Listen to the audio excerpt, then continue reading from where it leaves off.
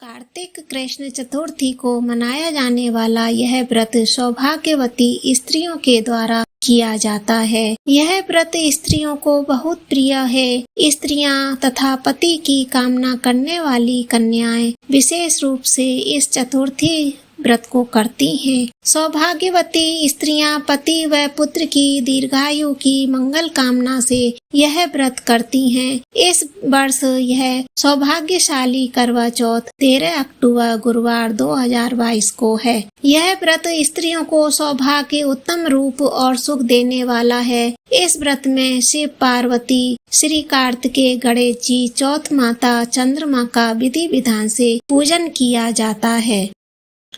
करवा चौथ की पूजा सामग्री: एक मिट्टी का करवा, लाल कपड़ा, पैसा, बोर, काचरा, आंवला, पुष्प, मोंगरी, छलने की फली, चवले की फली, शक्कर आदि।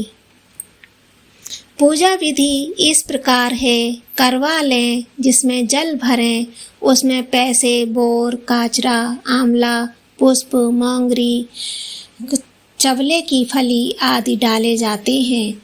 करवे पर शक्कर भरकर कटोरी रखकर लाल कपड़े से उसका मुंह बांधा जाता है। लाल ब्लाउज पीस व पैसे भी उस पर रखे जाते हैं।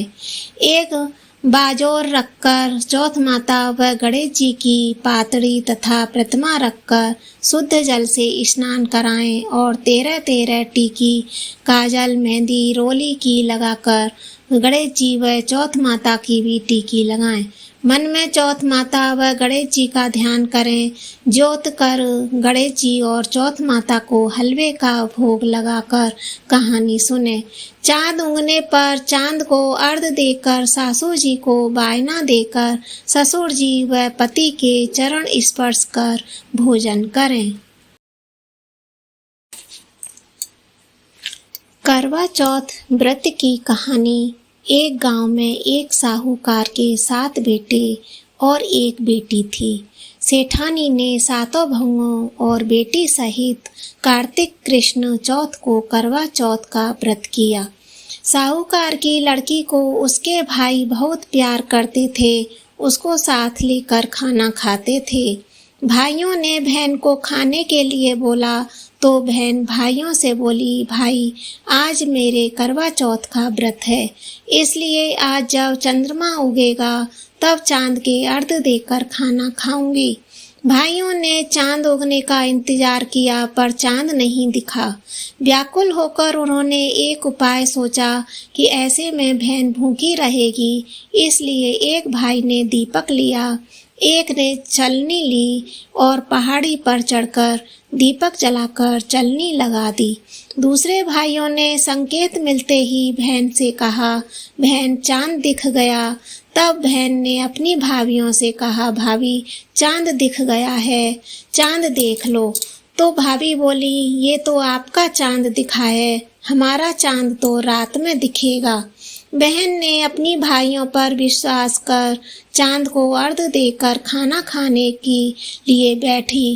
पहले ग्रास में बाल आया, दूसरा ग्रास खाने लगी तो ससुराल से बाई को लेने वाले आ गए और बोले, बेटा बहुत बीमार है, बहू को भेज दो।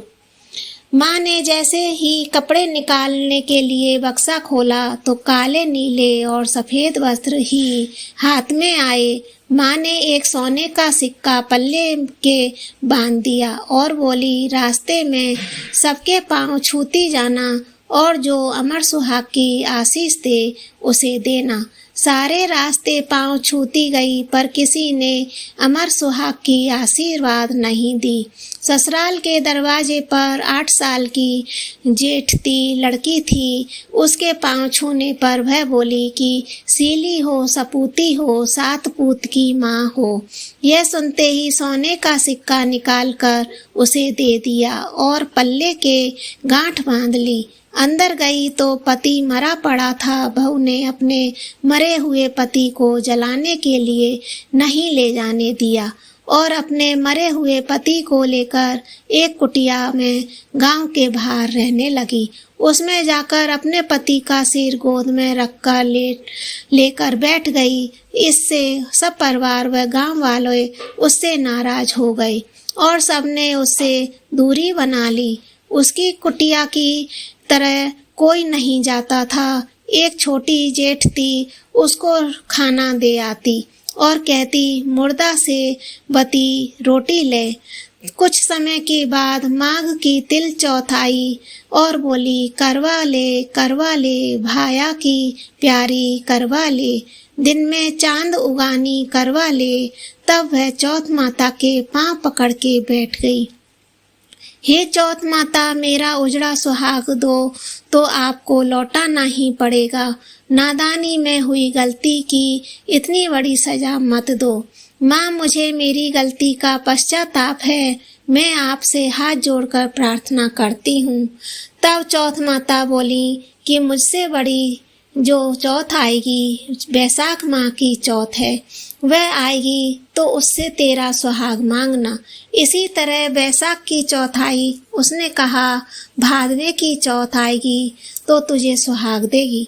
थोड़े समय बाद भादुड़ी चौथ माता आई तो उसने भी यही सब कहा तो पांव पकड़कर बैठ गई और रोने लगी कि उसकी करुण पुकार सुनकर भादुड़ी चौथ माता बोली, तुमसे कार्तिक कृष्ण करवा चौथ की माता रुष्ट हुई है तो वही तेरा सुहाग तुझे लौटा सकती है। यह वहीं चली गई और तुझे तेरा सुहाग कोई नहीं लौटा सकता। कार्तिक का महीना आया। चौथ माता स्वर्ग से नीचे उतर आई और गुस्से से बोली, सात भाया की बहन, करवा ले, दिन में चांद उगानी, करवा ले, व्रत भांडनी, करवा ले। साहूकार की बेटी ने चौथ माता के पांव पकड़ लिए और विलाप करने लगी, हे चौथ माता, मेरी बिगड़ी आपको बनानी ही पड़ेगी। इस जग में माँ से बढ़कर कोई नहीं है। माँ ही बेटी का दुख दूर कर सकती है। माँ का हृदय अत्यंत विशाल होता है। माँ, मुझ अभाग्नि पर अपनी कृपा दृष्टि बरसाओ।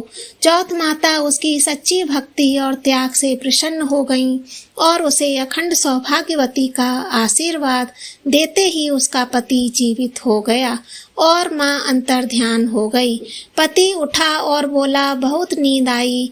वह बोली, मुझे 12 महीने हो गए आपकी सेवा करते, मुझे तो चौथ माता ने सुहाग दिया है।